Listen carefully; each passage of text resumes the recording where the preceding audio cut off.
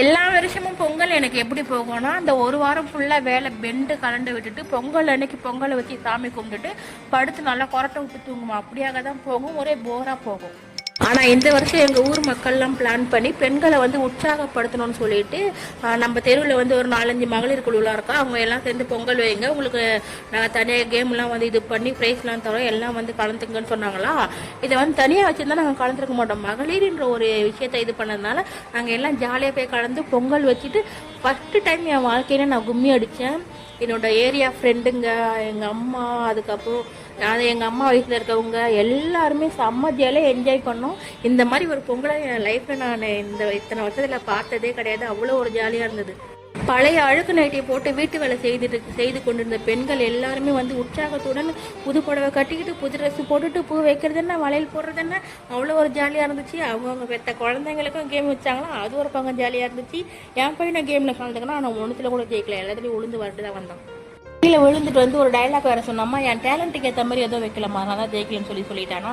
Game டியூடா நானும் அப்படி தான்டா, என் டேலண்ட்டுக்கு ஏற்ற மாதிரி எந்த கேமும் வைக்கலடான்னு சொல்லிட்டேன். ஆஃப்டர் கயிறு இழுக்கிற போட்டியில் கலந்துக்கணும்னா நான் அப்பயே சொன்னேன், என் உயிரை பணையை வச்சு நான் கலந்துக்க மாட்டேன்னு. நீ கயிறு மட்டும் பிடிமா, உனக்கு கிஃப்ட் தரேன்னு சொன்ன காரணம் தானே இப்போ கயிறை பிடிச்சும் பாருங்க. அதே மாதிரி கயிறு விட்டு ஓரமாக வந்து நின்றுட்டேன், எல்லாம் கீழே விழுந்தோடனே.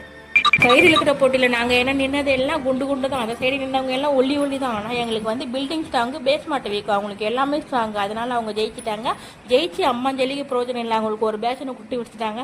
நாங்கள் தான் மூடி போட டிஃபன் பாக்ஸ் வாங்கணும். அந்த கேமெல்லாம் முடிச்சுட்டு அதுக்கப்புறமா மகளிர்லாம் சேர்ந்து வாங்கம்மா, நீங்கள் வச்ச பொங்கல் எல்லாத்தையும் எடுத்துகிட்டு வந்து கோவிலேருந்து சாமி கும்பலான்னு சொல்லிட்டாங்களா. அது ஒரு உற்சாகமாக அங்கேருந்து கிளம்பி வந்துட்டோம். என்னோட ஸ்கூல் லைஃபு, ஸ்ட்ரீட்டு ஃப்ரெண்டுங்கன்னு சாரி தெருவில் நம்மளுக்கு ஒரு ஃப்ரெண்டுங்க இருப்பாங்களே, ஸ்கூல்லாம் தாண்டி அவங்க எல்லாரையும் மீட் பண்ணி ஜாலியாக என்ஜாய் பண்ணிவிட்டு கோவிலில் வந்து சாமி கும்பிட்டு இருக்கும் போது தான் ஒரு சம்பவம் ஆகிப்போச்சு. அங்கே நிறைய சம்பவம் நமக்கு நடந்துச்சு. ஆனால் எனக்கு ஒரு சம்பவம் ஆச்சு, கிழிச்சிட்டு விழுந்தேன், வாரி அடிச்சுட்டு கோவிலில் விழுந்தேன். அந்த வழி இன்னும் போல். அப்போ வந்து சமாளிச்சிட்டேன், யாராவது சிரிக்க போகிறாங்க, அங்கங்கே கும்பிட சிரிச்சாங்க. பட் அதெல்லாம் கண்டுக்காத மாதிரியே கால் வலியோடு எழுந்து வந்துட்டேன். வந்ததுக்கு அப்புறம் தான் இப்போ தான் வலி வந்து எனக்கு கொஞ்சம் கொஞ்சமாக அதிகமாகுது.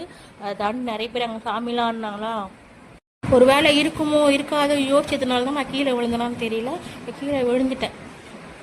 இந்த வருஷம் பொங்கல் வந்து ரொம்ப சிறப்பாக ஜாலியாக நெகிழ்ச்சிகரமாக முடிந்தது.